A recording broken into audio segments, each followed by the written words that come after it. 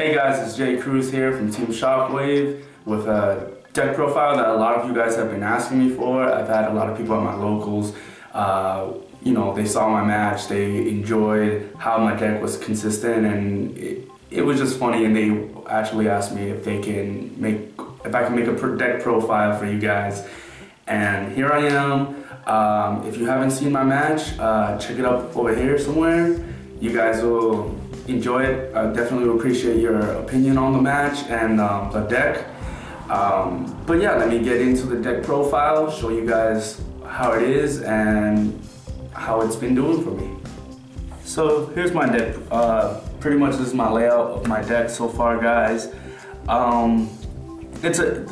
I will explain everything slowly if possible. Why I have the layout like this, to just break it down to you guys a little easier. There's a lot to go through this deck, so where to start? Alright, so let's begin with the obvious. Let me move these guys out of the way real quick. As you guys can see, I got a real big lineup here with monsters just going down real. I'll explain that, but let's start with Eclipse Wyvern. Pretty much, guys, he's a staple in the deck because of the 3 dragon shrines I play. This is a staple in the deck. It's necessary. Simple fact is, you drop a Blue Eyes, you can drop an E-Dragon, or you can drop pretty much any dragon that you feel like you need to get out of your deck so you don't draw into it, so your hand doesn't become cloggy later on in the game. A lot of people usually don't even like me when I actually activate it, because they're like, oh, what is he gonna drop? What do I gotta get ready for? So it makes your opponent wonder. So there's times in the game that I'll drop Eclipse Wyvern, and usually my targets will be Darkstorm Dragon, one of the 2 Blue Eyes White Dragons if I already got rid of my White Stones or anything, or Red Metal, just because if I draw into it, I'm not really gonna be using it to its full potential. I know some of you guys are wondering, why would I banish a Blue Eyes? If I have an E-Dragon in hand or Dragon Soul Castle, I can banish this card and then get a Blue Eyes straight to my hand, so it's a way I can mill out the decks. So I'll play Dragon Shrine, ditch a Blue Eyes, or ditch a Storm, ditch Eclipse Wyvern, then banish a Blue Eyes, and then play Dragon Soul Castle, or play one of the E-Dragons to banish it, and then I'll get the Blue Eyes to my hand and activate a trade-in, so I can just draw 2 off that and mill out the deck as fast as possible. Oops, wrong card. I do play 3. As you guys can see, I have 3 targets that are usually normal types, but I do play a White Knight Dragon that I will break down to you guys later on in the video. For those that are questioning Darkstorm Dragon, for those who haven't been playing the game for long, Darkstorm Dragon is a Gemini monster, so I have to Gemini summon it to get its effect. But if I ditch it to the grave with Dragon Shrine, it's still considered a normal type, so I get the additional effect of Dragon Shrine's second effect of ditching another dragon to the grave. I also play him because he's a heavy storm for my deck. Pretty much, if I special summon it with like Red Metal, Call the Haunted, or Silver's Cry, I will Gemini summon him that turn, and his effect is pretty much, when he's Gemini summoned once per turn, I can send a continuous card like, Colosseum, Dragon Soul Castle, or Call the Haunted, or Skill Drain that I mained in the deck. But then again, I can't really get the effect off this, but if my opponent has like a Royal Decree on the field, I could just pay the cost with sending this to the grave and getting his effect off. Here's the thing, in case you guys tried building this deck yourselves, if his effect says send, not destroy, so Dragon Soul Castle would not get its effect of getting you a dragon that was removed from play back to the field. But it is always a good combo, especially when I play Fire Fists, Gravekeepers, or any deck that requires a really big back row. It takes a lot of my opponents off guard when I use Darkstorm Dragon, because nobody really knows what it is. But simple fact that he's a heavy storm in this type of format that we really don't have cards that pop a lot of cards in the back row, it's one of my favorite plays in the deck. I really enjoy when I summon it and I make usually my opponent want to Phoenix Chain it or Effect Veiler it, or if they don't care about it, that's fine. I usually get to effect off anyways. Let's see, what else do I got in this deck? That pretty much explains this little guy in here. Let's break down to why I have these 3 sets here. These are all of my E-Dragon's targets. Like I explained earlier, guys, you know, I can banish this, get one of the effects off, and special summon one of these 3. For those wondering why I'm not playing Blaster, I didn't see any space for him really, and the way I was building the deck, I just didn't have a lot of targets for him, and I didn't own some of the cards at the time. But pretty much Tidal, Redox will get me any of these 4 guys, and Tidal will get me either Debris or level 1 tuner. In the deck, I don't really have too many tuners. I think I have a Debris, this little dude, and a Whitestone. That's all, and Maiden. But pretty much whenever these guys, you guys already know their effects. Whenever they're banished, they get a search for whatever their attribute is. Let's start with Tidal. Tidal will usually get either a White Knight Dragon or a Blizzard Dragon. Simple reason, I added those guys to the deck. For those, I was mainly aiming for more resources. That's why when these guys first came out, that's what I saw them as resources to get other stuff out of the deck. Like I explained earlier, I was going to explain him. My main goal when I was building this deck was to find level 8 dragons that were of each attribute, so I can combine them with trade-ins, and it will make trade-in more lively in my hand and more consistent to go into. And I think it worked pretty good though. I just want to stop the video here for a sec, guys. I just want to know if I'm getting you guys lost or I'm not explaining anything well. Let me know. Just really curious. But continue with the video. So, I'm gonna explain Blizzard Dragon. A lot of people think it's a level 4 18 beater. One of the cards I enjoy the most. A lot of people feel like maybe it's not that great because its effect is once per turn I can freeze a monster. It can't change its attack position and it can't attack. Cool part about him is the monster does not need to be face up. It just says the monster cannot change the position, so you can hit face downs.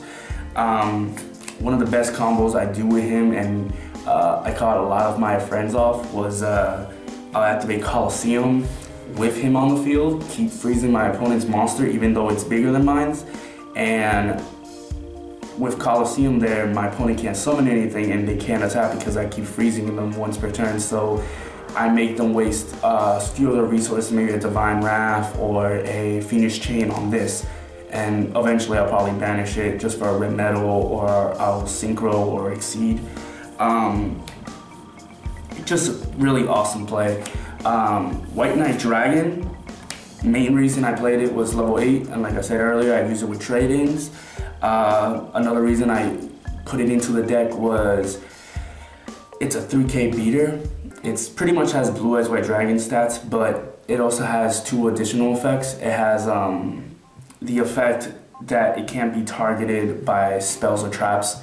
So usually if I face my opponent and they activate a D Prison or a Phoenix Chain or a Lance, I can just negate it and destroy it with his effect, and that was always a plus. It made people think about playing something that doesn't target to destroy him, because that's a really big beater with a really good effect, especially with a format that a lot of cards are targeting a lot more. His second effect was one of the effects that helped me the most in this deck.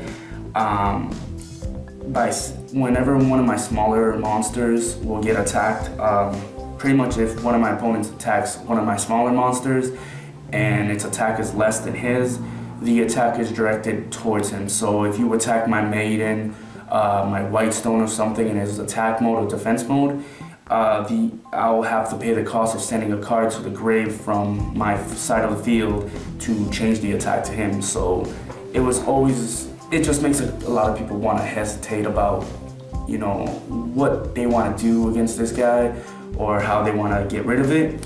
That explains the water form of the deck. Title, not really much to really say here. I couldn't find my level 8 Laverniers. I think that's what they're called. I don't know, it came on the destruction day, but pretty much you banish, you get this or this. Debris is straightforward. Get any monster that like Whitestone, Maiden to try to synchro summon. I also use this with the E-Dragons to go into Star Eater. And just to get this to go with level 8s, maybe Stardust, Stardust Sparks, Scrap Dragon, Red Archfiend, stuff like that. Or if I needed, you know, a monster to go into Blue Eye Silver Dragon, that was usually the play. Redox. I find Redox to be the most useful out of all the other E-Dragons, just because it leads into a lot of the cards that I personally like to play with. Let me see, which one? You know, it stretches out your Exploder. A lot of people don't expect Exploders these days. I think it's always fun when I play my friends and they're like, oh, I got this big beater, and I just summon an Exploder and they get mad. Another thing too, guys, for those who think you can negate his effect with Effect Veiler and stop the part that blows up your monster, that doesn't work. Because I had an argument with one of my friends and I had to look up the ruling to show him that even though you hit this Exploder Dragon with Effect Veiler, the only effect you stop is that I don't take any damage. Because Exploder's effect says when you attack, you take no battle damage. And when it's destroyed by battle and hits the grave, it kills your opponent's monster. His effect does not target, and even if you hit him with Effect Veiler, if I attack you, yes, I'll take damage, but your monster will still die. In case you guys didn't know, Charmander, Komodo Dragon. A lot of people think it's a bad card. It's not that great. I didn't like that they added the text that you can't enter your battle phase, but that was mainly because it was Dragon Ruler format, and that was a terrible format for everyone. But it's not bad.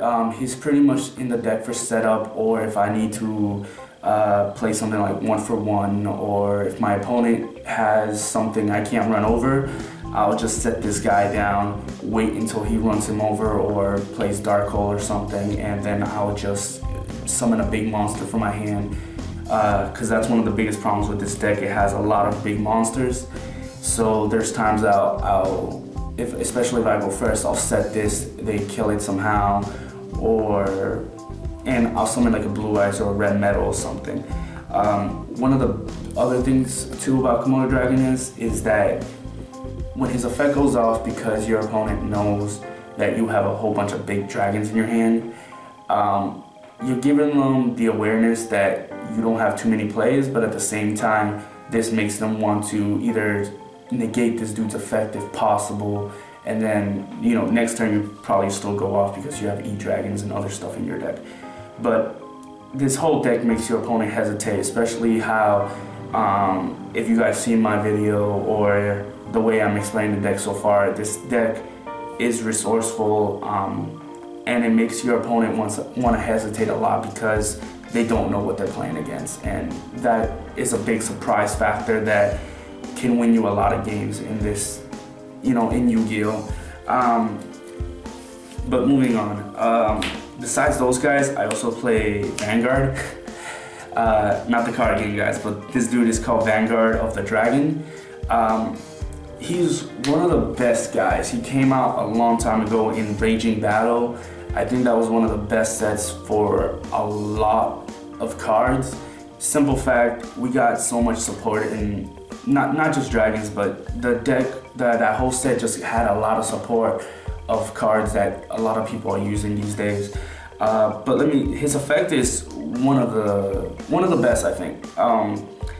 He's actually helped me beat a lot of my opponents because his effect says once per turn, during that whole turn, I could take my time. I could ditch dragons from my hand, so I could ditch the E-dragons and not really minus. Or I could ditch Eclipse Wyvern, or where's that Knucklehead? Well, oh, there it is.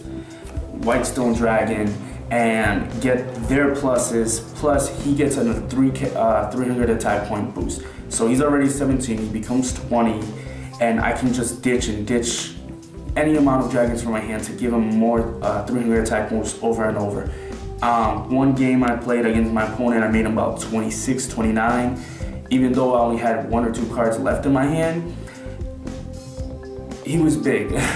My opponent really couldn't get over him, and even though they had a Dark Hole in hand, they didn't want to really play it because his second effect says when he's destroyed by your opponent's card effects, you can special summon 1 normal type dragon from your grave. So in that way, you could get yourself a Blue Eyes or a, where's that Knucklehead? Blue Eyes or Blackstorm Dragon. That's one of the biggest plays for my deck. It was just a really good, it's just all around good because, sorry if I'm stunning guys, it's a lot to explain in this video. But yes, Vanguard's effect to get a 3k boost every time you ditch a dragon is continuous, so it's permanent. It stays on him unless he gets Book of Moon or you play something that stops his whole effect. But he's big. He puts pressure on the board, makes your opponent probably not want to play Mirror Force or Torrential. Even if they kill this dude with a Catastor, you know, you still gotta, with Catastor's effect, you just summon a big beater, run him over. That's why I play this dude. That explains the E-Dragon factor part here. I'm gonna get into the little guys real quick and try to speed up this video. So these are pretty much most of my level 1s in the deck besides, where's that? This little one. These are the only level 1s in the deck, these 5. You guys already know, Whitestone, Dragonshrine. These 3 are pretty much obvious. These 2 are my hand traps, Snowman and Rainbow Kuriboh. Snowman's there just in case my opponent has like a Thunder King Ryu or something I don't like. This has actually helped me win games and stall out enough to make a comeback. Especially if I'm playing my opponent, he plays Big Eye or something. Rainbow Kuriboh, a lot of people are wondering why, or you know, it's a good card, but why not play something else? Main reason, I like him, he's cute.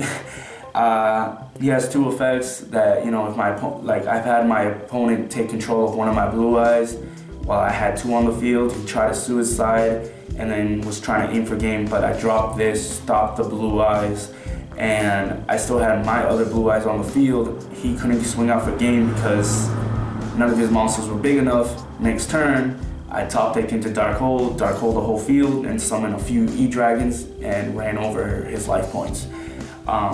But simple fact is, it stops your opponent from attacking.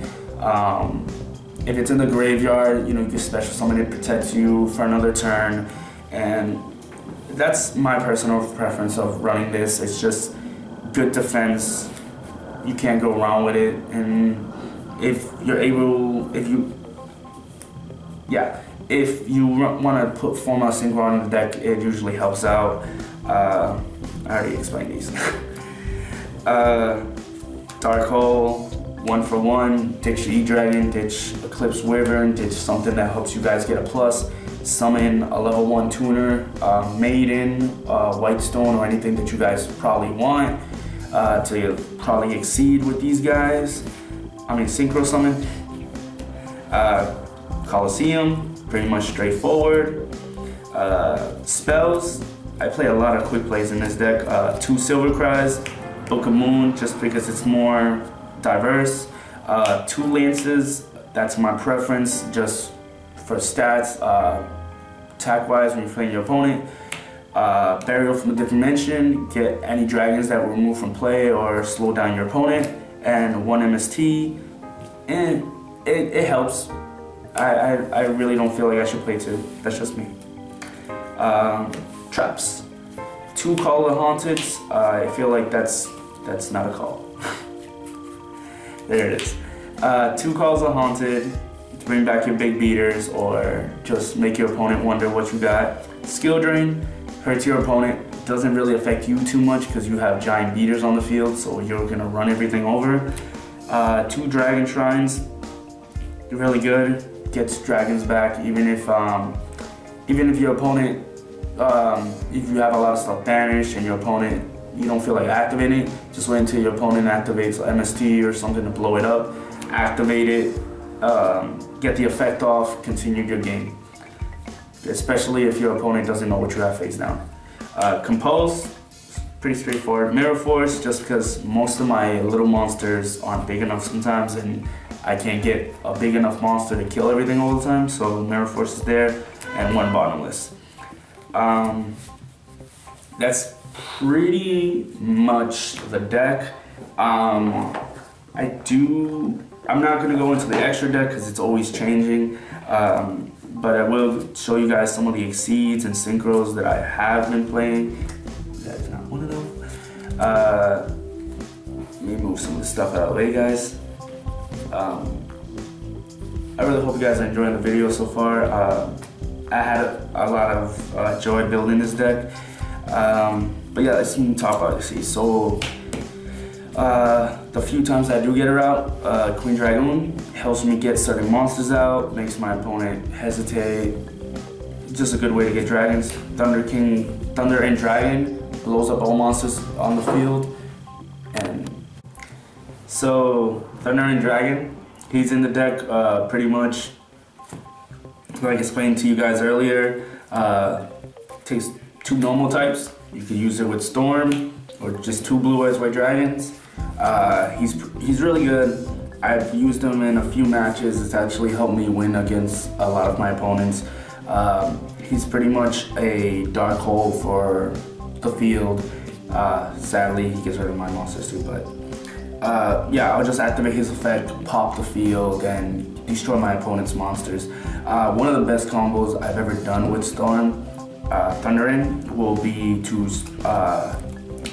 special summon Blue Eye Silver Dragon, go into him, and then use his effect to destroy all monsters on the field. And because Blue Eye Silver Dragon's effect already activated, it protects my dragons from being destroyed by card effects. It protects myself from his effect, so I'll still have him and a whole bunch of other big beaters on the field with Thunder and to destroy my opponent's life points and hopefully win me the game. But continue with all the other stuff. Faragram, straightforward, negates you guys card effect. 107, Galaxy Eyes Tachyon Dragon. Simple fact, I really like him. He puts pressure and it gets a lot of my opponent's effects permanently, and I just find it one of the best combos I do with the deck. Sun God, I can never pronounce this guy's name, but use his effect, destroy guys, my opponent's stuff, especially with the 3 E-Dragons I played in the deck. And like I explained earlier, Whitestone, Eclipse Wyvern, combos, get the pluses, mill out the deck so you can get what you need faster. And plus, that's pretty much my whole Exceed deck right there. Find him to be really good in it. Yeah, get the pluses, pop things, get his effect off. Wonderful. I did add a new card because of the new Gold series just came in, number 82, Heartland Draco. One of the best combos I've done with him, guys, is go into him and have a Colosseum on the field. He can't, as long as there's a face-up spell card on the field, my opponents can't target him for, I believe it was a card. Yep. So spell cards can't target him for. So yeah, one of the best combos, guys, is having him on the field with Colosseum. Simple fact, you get detachment material, he attacks directly, and because you have Kaiser Colosseum on the field, because his additional effect, if you have a face-up spell card on the field, this guy can't be targeted for an attack. So even if your opponent summons something bigger to kill this thing, they can't actually attack it, especially with this on the field, so you're pretty much safe all the time, and you just keep poking at your opponent for 2,000 until you run out of materials, and then you just leave them on the field, stall for time, and continue until they MST this, or you want to get rid of this or go into other combos. One of the best plays in the deck. Actually took him out for Cowboy. I might be adding Cowboy back in the deck, but for now, this is my Exceed deck. Exceed extra deck? Yeah, and I really enjoy it. Besides the Exceed, slaves go into Synchros, Black Rose, obviously. Ancient Fairy Dragon, get rid of field cards. I have been thinking of adding in Pixie Dragon, but I'm still, well, first of all, I'm having issues trying to get it because most people don't want to trade it, but I like my Ghost Ancient Fairy Dragon. I'm cool with it.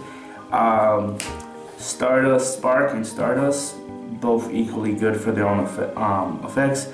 I also want to mention, guys, my extra deck right now is over the maximum 15, but that's because I want to show you guys the different diversities of this deck, and depending on how you want to play it, you guys could add these cards. This is just my preference. I did swap a lot of these cards in different tournaments I've entered, but that's just how I play.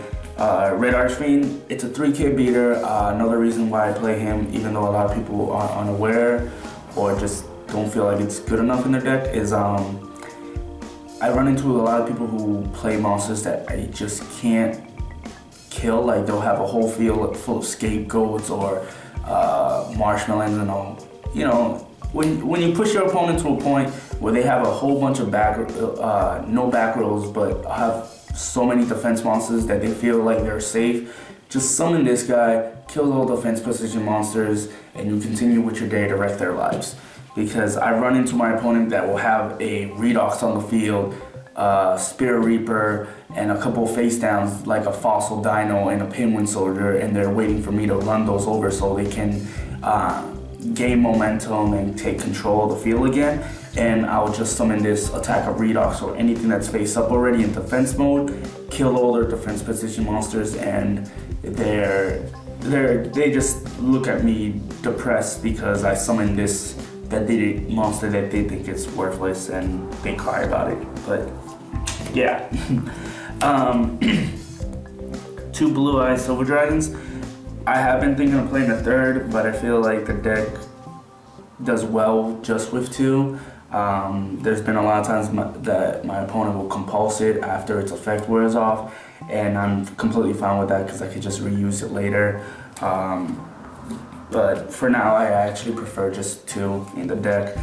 Tyrant Dragon, he's Tyrant, you summon him to the field, he can attack additional times.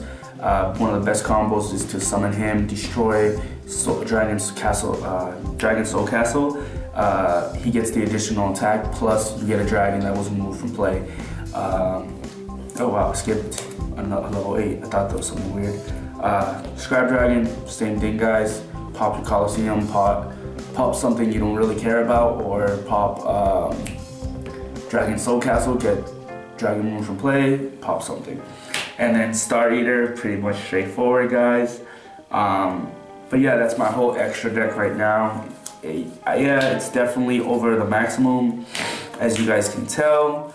But like I said in the video, I do change it up here and there for each tournament, and yeah, that's pretty much the deck profile. So after so much playtesting against my friends, my good friend Bergoli, you guys seen his matches. We'll give a link up here somewhere for you guys to check it out. He topped at the last regionals. Yeah, just give me some shout outs to my boy. Everyone in my locals were really proud of him. He taught with frogs. We love him to death. But in conclusion, I talked to him a bit about my deck. He liked it, the diversity, the different outway and look how to play dragons. I will be taking out a lot of cards out of this deck though, just to try to make the deck a little bit more consistent and a little bit more aggro or more defensive. I did have certain games. If you guys haven't seen my match, click the link at the beginning to check it out. But yeah, the deck got cloggy at times. I couldn't get out of certain predicaments, and sometimes I just ran out of resources. But I will be updating it. Eventually I'll do another deck profile for you guys to check it out, and leave your comments below. Let me know what you guys think. Subscribe, message us, let us know what you guys would like to see more on the show or what you guys don't like. We're open to everything. This is Jay Cruz signing out. Have a good one, guys.